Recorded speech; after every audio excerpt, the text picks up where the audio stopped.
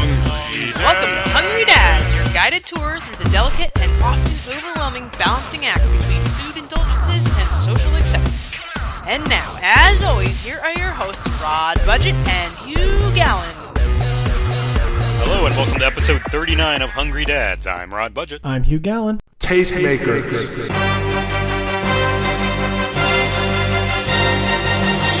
This guy talks a lot about food.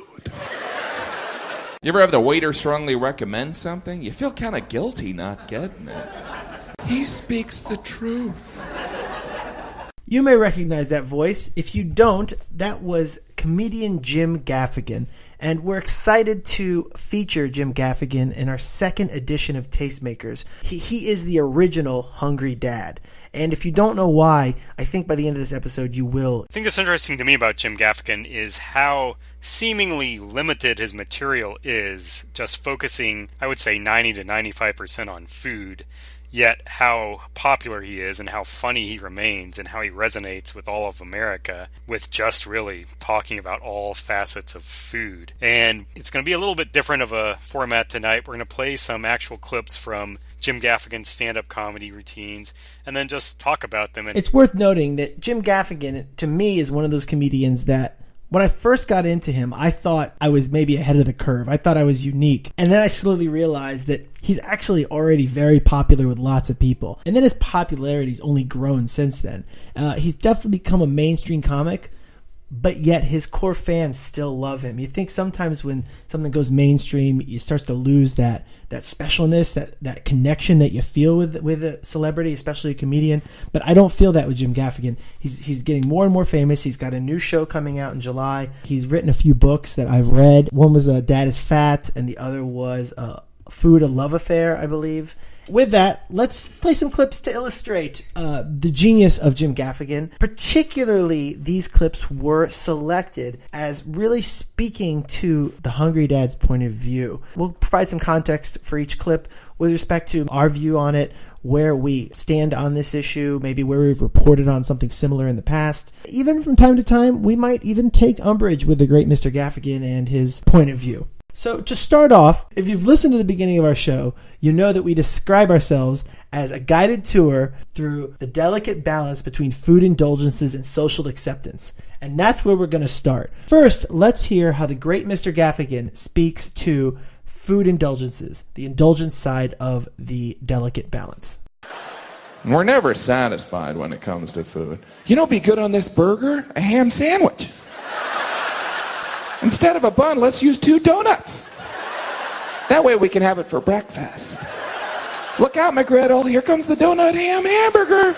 So there, right off the bat, you could see why the Hungry Dads are in love with Jim Gaffigan. He says, with food, we're never satisfied, and then he posits putting a hamburger between 2 donuts. And we haven't literally done that, but we've basically almost done that in some experimentation. And then we spent a lot of energy talking about that level of indulgence, if it was worth it, if it was truly delicious, and then balancing it against the social acceptance. So a good example is just last episode, we did a chocolate donut taco recipe by our good friend Johnny Prime. And in that, I mean, the existence of that recipe itself really speaks to what Jim's saying there. Yeah, I don't think that's one of my favorite Jim Gaffigan clips, but I think it's kind of a summary or a thesis, an overall summation of kind of what he talks about. I love that also he uses ham and hamburger back to back, just a little wordplay, the donut ham hamburger. I think he intentionally repeated ham and hamburger, not unlike Carbonation Nation. Here's another example. I tell you, I enjoy bread in everyday life, but when I go out to dinner, suddenly I crave bread. Bread? They got bread here? Oh my gosh, we should have bread at home. And this bread's for free. Easily one of my favorite Jim Gaffigan jokes. And because it's so fundamental. And it rings so true with me. It's so simple and easy, and I can totally relate to it. It's just bread. But when I'm in a restaurant and I see that bread, I mean, it's the greatest thing I've ever seen. I think the greatest line is, we should have bread at home. Well, exactly. And the reason it's such a great joke is because it's one of those where you say to yourself, I've had that thought before, but I've never been able to make it that funny. I remember thinking to myself, but not in a funny way, in an almost obnoxious way, I looked at the bread that was in front of me at a restaurant and I said, this is less delicious than plain white bread. Like Wonder Bread is soft and chewy, and it's in my house all the time, or could be in my house anytime, but yet I go gaga over this silly bread. Yeah, it doesn't matter if the bread's good or not. I think that's another point. Like, if it's at a restaurant and it's free and it's the first thing they bring out, it's amazing. Bread, if you open up your pantry, is likely the most unexciting thing in your house, in your pantry. Yet, all of a sudden, when you're at a restaurant, whoa, bread! I know you talked about in an episode where you're talking about going dining with your kids, and you talked about how just getting that bread at the table, Dad the hypocrite, you were talking about how kids aren't patient, but yet you acknowledge that you, as a grown man, are head on a swivel, anxious, looking for that bread or those tortillas to come. Suddenly, bread becomes the most important thing in the world. One of my favorite jokes as well, although I promised myself tonight I wasn't going to say that's my favorite because I change my mind all the time, but that is one of my favorites. Jim goes on a little bit about the restaurant experience in this clip. The appetizer is just an excuse for an extra meal. And I was like, let's see, I will start with the 80 buffalo wings. Yeah, the appetizer, that's food we eat before we have our food. Another kind of fundamental premise by the great Mr. Gaffigan. The good news about appetizers is they become socially acceptable. They shouldn't be for any reason. When we're talking about constantly this delicate balance between food indulgences and social acceptance, as a hungry dad, I'm so happy the appetizer exists. Exactly as he said, it's the food before we eat our food. Who'd have thought that'd be okay? That's the kind of thing the hungry dads you would think would come up with and be trying to justify. But fortunately, society has bought this. And of course, with the appetizer, there is sometimes a little bit of negotiation with my wife on whether or not we can or should get one. It's a little bit indulgent. It's a little bit expensive. But at least the basic premise of ordering food before we get our food, it's a conversation that can be had, which is a wonderful thing. One thought that just came to me about appetizers as well, he referenced the 80 wings. I feel like appetizers have kind of gotten through the loophole of like the fast food downsizing, the backlash against just pure gluttony at restaurants and huge portions. I think just by being titled appetizers, people assume it's a smaller portion, but some of these appetizers are just ridiculously giant. And a lot of them are things that used to be meals.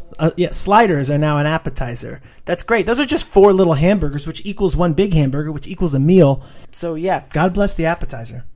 Our final entry in the indulgence category is this joke. You ever eat a kudos and you're like, well, might as well finish off the whole box. If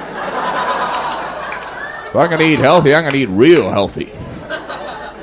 So there he was talking about kudos, the granola bar.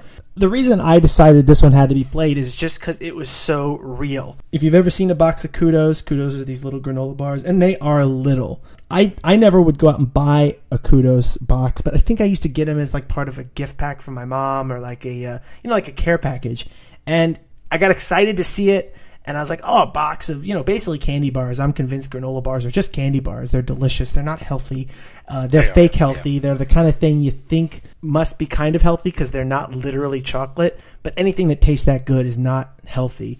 I literally would down the whole box. That's a joke that I don't know if he knows that someone is listening to that joke, nodding their head going, yes, exactly, literally. That's not a joke. Yeah, I think the greatest part about this joke is, it's funny, but the last line, if I'm going to eat healthy, I'm going to eat really healthy. That speaks to, the whole thing you said. Granola bars and these kudos are not health foods. They try to market themselves that way, but everybody knows that they're just candy bars. And it's very similar to the crackling oat sham that we spoke about. These cereals and granola bars that try to market themselves as healthy.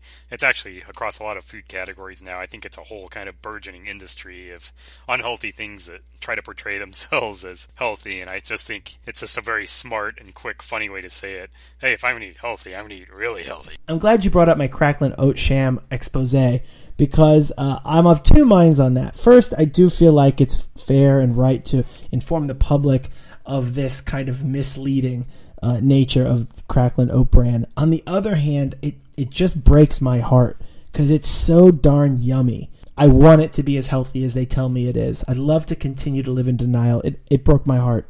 I think that's why the petition that you put together makes so much sense. So people should check that out on the website. It's up. The petition is to literally, as a society, just accept a lie. accept a lie that Crackling Oat Bran is healthy, allow the FDA to change the fat content on the label without changing the recipe. If we believe it, it's true. I want to talk a little bit about the social acceptance end of the Hungry Dad spectrum. This is, our significant others, people who care about us, just being judged about what you're eating, how much you're eating. And it's a subject that Jim Gaffigan covers extensively. It's fun telling people you go to McDonald's. They always give you that look like, oh, I didn't know I was better than you. The perfect setup for this part of our analysis. And he uses McDonald's as an example for a lot of things here, but what he's really talking about is lack of social acceptance on your eating choices. McDonald's is probably one of the best places to start here. Yeah, I think it's funny because I want to be angry at these people who I know will judge you for being at McDonald's or eating a lot of McDonald's. At the same time, if I tell somebody I'm going to McDonald's or if I'm seen in McDonald's, I feel a little bit of shame. I'm not going to lie to you. Not a lot, but... Yeah, Rod, we talk about covert eating a lot on the show. And the reason covert eating is part of our lifestyle is because of this social acceptance issue. We don't often couch it specifically as social acceptance, but that's exactly what's going on here. McDonald's is exactly the kind of thing that I would covert eat. And I'm trying to work up a sound theory that can be applied across the board when it comes to this social stigma issue. That you can take any food or any food type and apply it. We've got this indulgence side of things. We've got this social acceptance side of things. It's basically how tasty is something, and is it tasty enough to risk the social stigma associated with it? And offset it, if you will. To offset it. Is it worth it? It's another thing we've asked ourselves. Is it worth it? Or if there's such significant social stigma, is it worth the effort to do it covertly? And I think there might be this triangle. I'm still working on the theory. I've got lots of papers taped to the wall trying to figure this out. It sounds similar to the Hungry Dad quotient, and if you could work this in, I'm picturing like one of those wheels, like with math equations or something, where yes. You spin the wheel and all this kind of comes together. I'll carry this to fast food restaurants with me. This is the evolution of the Hungry Dad's quotient. I'm not saying it's going to replace it, but it's a new theory to supplement it. It's maybe a 3-pronged test that speaks to how tasty something is, how broadly it's accepted, and the convenience, effort, and availability of that item. All right, sticking with the social acceptance theme, let's listen to what else Mr. Gaffigan has to say about it. I buy the generics. I always feel like I have to explain to the cashier. I'm like, yeah, these generics, they're for like a cheap neighbor of mine. I get all my groceries from Sharper Image. This is the rare time where I'm going to fully acknowledge this. It's a funny joke. Jim Gaffigan is a funny man. But this is one of the rare times I'm going to say I disagree with the basic premise of it. I'm not embarrassed to buy generics. I think maybe it's because I grew up with generics. As a child, I was somewhat embarrassed. Or maybe not embarrassed, but just so curious about what the name brands had to offer. Throughout my youth, my family started to buy more name brand stuff because I guess I pushed for it out of curiosity. It didn't take too long for me to realize that either the name brands weren't that much better, or maybe I just developed a taste for those generics. I'm actually okay with generics. I think that they tend to be just as good or sometimes superior. And so, yeah, I love the premise. It's a funny joke, but I'm actually I'm not ashamed of generics. I like generics. I was raised on generics. Yeah, I agree. It's one of his weaker premises, and I think if he didn't turn around with the Sharper Image comment, it wouldn't even be all that funny because it's not relatable. Well, you regaled us with a story on episode 6, the soda... Check soda. The soda episode where you talked about a young Rod Budget awaiting the sodas for the baseball team, and then if the parents whose day it was opened it up and it was Czech soda, they got the business from a young Rod Budget. Am I right? The young Rod Budget was not holding back in that situation. And I'll stand by sodas. I do not think generic sodas are as good as premium name brand sodas. I stand by that. I haven't had a generic soda in quite a long time. So maybe they've made a lot of strides as well. I actually am going to stand by Big K Cherry Cola. Again, I guess I was raised on it. It was the Kroger brand where I grew up in Illinois. Let me ask you, in your current life, if you're charged with bringing chips to a party, would you show up with generics? No. Not that I don't think they taste as good. I think I would be seen as kind of a cheapskate, or I didn't want to spend any money on the party, or I'm poor, I'm struggling, I'm down on my luck. Wouldn't you fear that someone of the same mindset of a young Rod Budget would call you out on your generic chips? And I got to say, I'm just as I first was saying that I disagreed with Mr. Gaffigan's premise. Now I'm realizing I'm backpedaling because I too would not show up to a party with generic chips. I exert so much energy acting like I'm interested in this specials. You know what? I'm not getting any of this crap. Here's a clue. If it's that special, put it on the menu. I'm not this extreme with specials, especially at nicer places. I'm somewhat interested in them, kind of out of curiosity, but I can definitely relate to when the specials are like 5 minutes and like I know I don't want them and they're just reciting this essay of specials. It's awkward, it's weird, and I'm just not interested in them. Do you remember the breakfast episode? I do, and with the diners. We were discussing the breakfast ordering conundrum, and I in a very sage way offered the solution of you should order the special. And at the moment, that resonated with you and then back to me as it's just a very excellent solution to the problem. But it does stand in the face of my basic opinion on specials, which is it just has to be the stuff that's about to expire. I worked in a restaurant. Especially in a diner scenario. I really don't have a specific memory of this, but I remember I worked in a restaurant, and everything, as per health code, has to be labeled with expiration dates. And I know that there were specials, and I seem to kind of be connecting the specials with the things that we had a lot of around, because you got to unload it. And it's not to say it was spoiled. It really wasn't. I mean, I'm not talking, but there certainly is. There's a motivated sale there with the specials, and I think it might relate to expiration dates or leftovers or things that got made that no one else wanted the week before. So when I think about it that way, I want to stay away from the specials.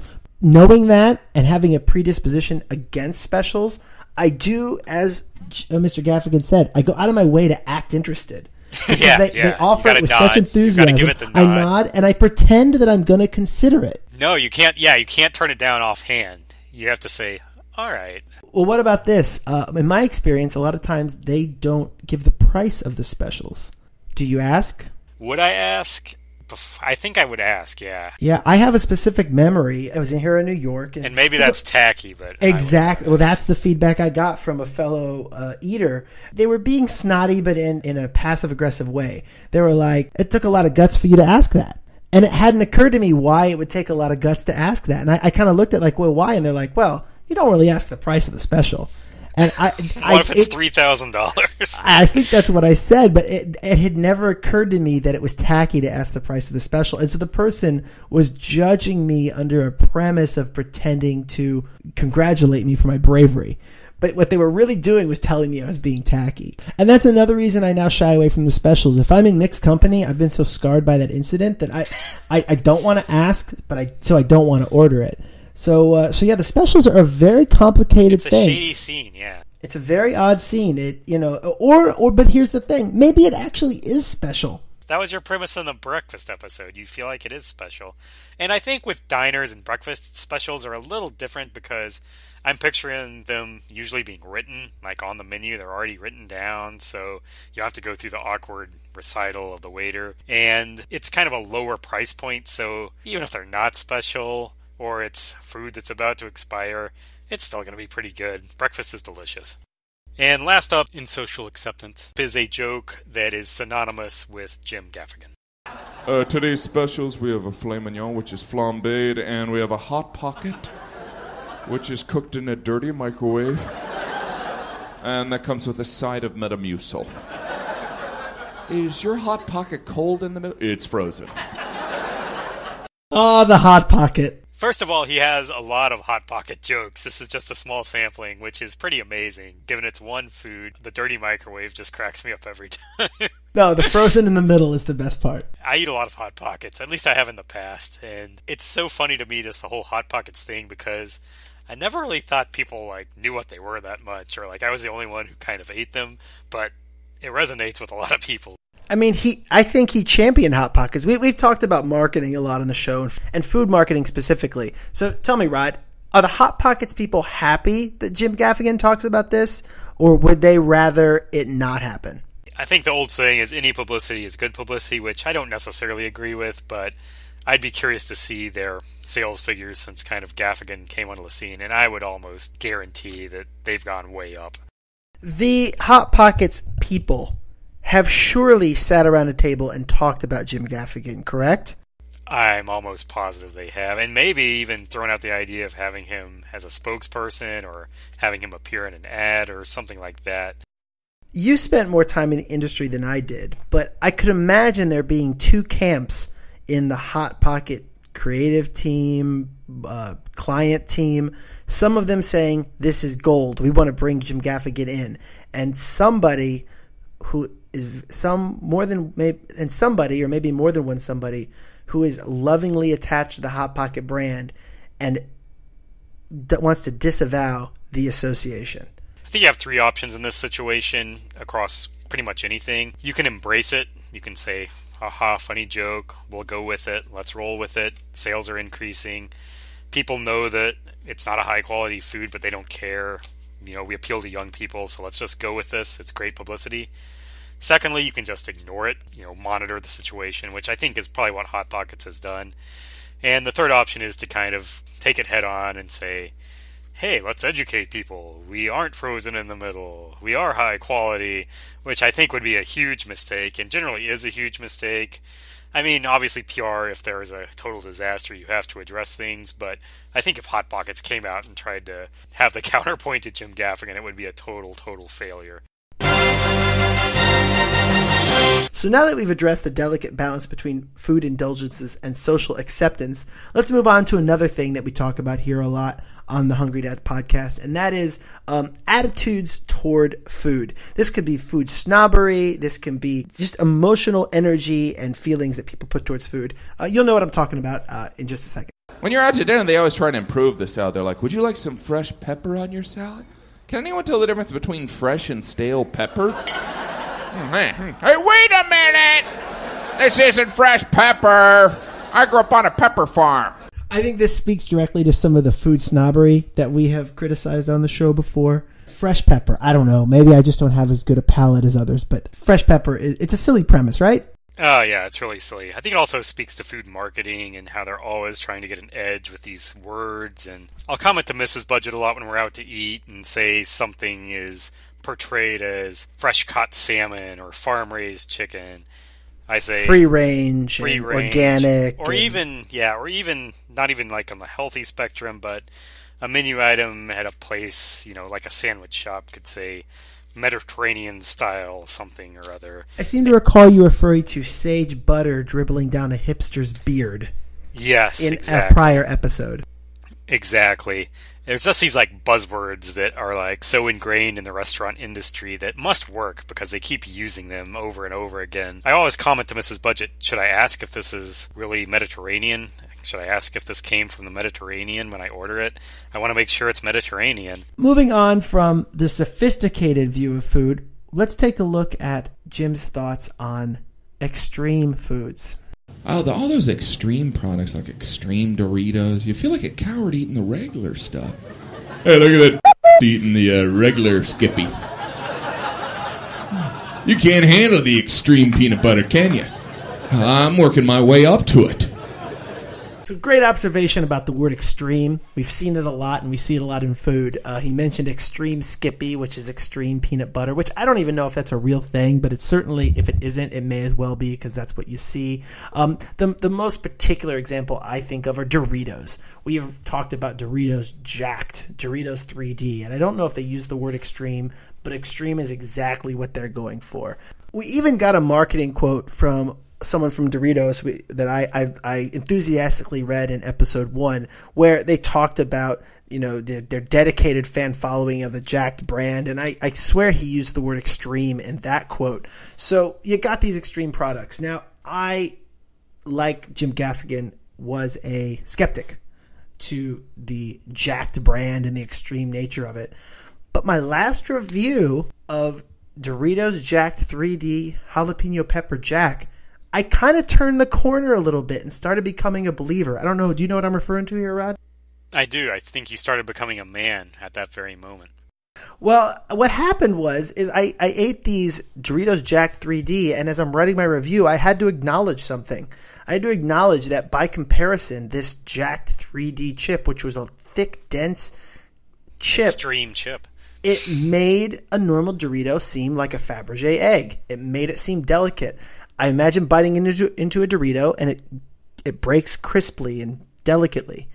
These things, I had to use my incisors to crunch into, and when I did, it took energy from my jaw. It took a manly, forceful, carnivorous type bite, and it made a manly crunch, an extreme hardcore crunch that I can't deny. So yes, these chips were extreme.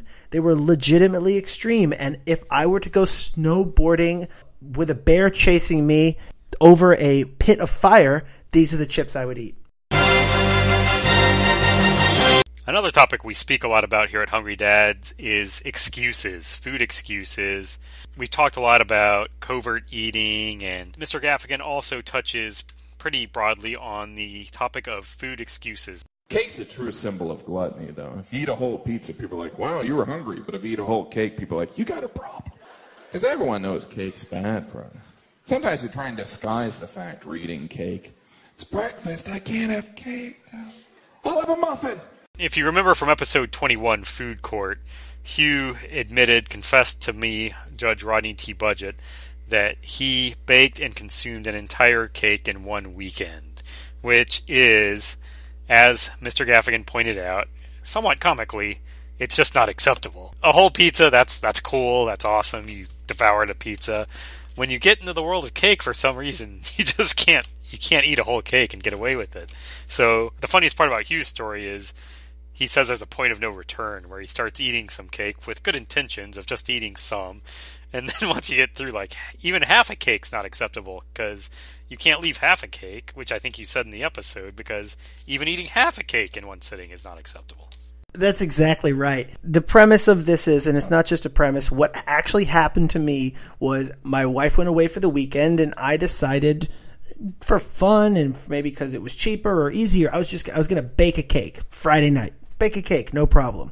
Well, by the time Saturday afternoon rolled around, I'd eaten half a cake. Now I've got half a cake left on our counter. Not only am I tempted to eat more of it because I still have a full day before my wife returns, she's been gone for the weekend, but I've already eaten half a cake. Even if I don't eat any more, I'm going to have to explain that I ate half a cake in a day or two, which just isn't socially acceptable. So you make a decision. There's a point of no return. You power through. You eat the cake, A, because you want to, B, because then you can basically eliminate the evidence. And then you really just don't speak of it. So this was number 6 on a list of 9 food excuses that's on our website under the articles. And it's number 6, cook it up, eat it up. And it basically says, when you cook something, it can arguably be considered healthier, even if it's not. I admit it here now for the benefit of our listeners, but in truth, it is the kind of secret I kept to myself for a long, long time. Like a couple of nights ago, I was eating a pint of ice cream, and I finished it because I'm American, right? And because I care about the environment. That's one premise that is not on the Hungry Dad's top 9 food excuses. An environmental argument to eat a pint of ice cream. I love it. It's That's exactly brilliant. the kind of thing. God, I wish I'd have thought of it. Of course, I'm never going to try to aspire to be Jim Gaffigan, but it is a fantastic premise, a fantastic food excuse. I'm doing it for the environment because I don't want to put that ice cream back in the freezer. Perfect. A perfect Hungry Dad's premise that I will use in my wife if I need to. I will use it tomorrow. Hungry Dads! Visit our website at hungrydads.com. Follow us on Twitter at hungry_dads. This has been a Hungry Dads production. So now that we've addressed the delicate balance? Jesus. I've heard it more than any words I've heard consistently over the last year, and I cannot get it. It's clearly a horrible, horrible tagline. We can't even remember it. We can't say it. We can't remember it. I can't. It's our whole identity, and I couldn't repeat it our if I wanted to. Our entire brand cannot be remembered after hearing it 1,000 times. Oh.